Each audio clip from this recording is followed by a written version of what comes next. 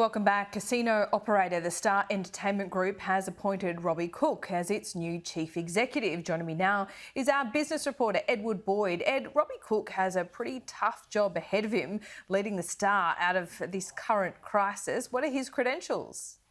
Look, he's got quite a big resume here and quite a bit of experience working in the gaming and wagering sector. So he was the chief executive of Tyro Payments, that's the EFTPOS terminal company, until this morning when he resigned as CEO. He does have a 6-month notice period at Tyro, which I think he's going to be serving out. But his other experience was the chief executive of the lotteries business Tatts Group for about 5 years.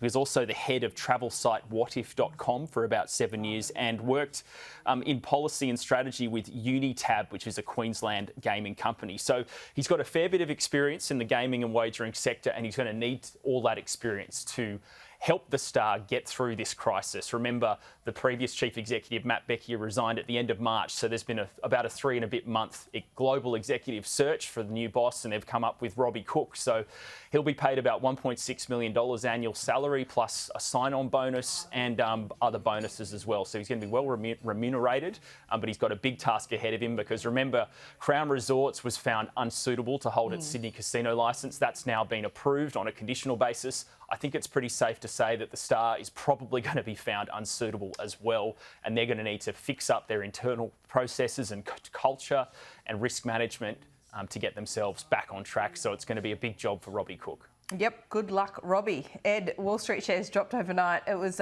following a fall in consumer sentiment. What's the local market done? Local markets down about 1% today, so it's not as big a fall as on Wall Street. Shares over there fell around the 2% level, so we're only down half as much as Wall Street. It's off a fall in consumer sentiment in the US. We've actually had some consumer confidence numbers from ANZ Roy Morgan on Monday, and consumer confidence here in Australia is actually climbing. So consumers here aren't feeling as negative as they are in the States, so perhaps that's why our market's only down a little bit. The other story today is this neo bank or online bank called Volt has decided to hand back its banking licence to APRA. They basically didn't get enough funding from investors, so they're going to be paying out all the deposits they have to customers, which I think are around $100 million over the next couple of weeks. So that bank is now folded. So that's the end of an online bank which launched just a few years ago. So that's the other big story coming out of today, Laura. Ed, thank you.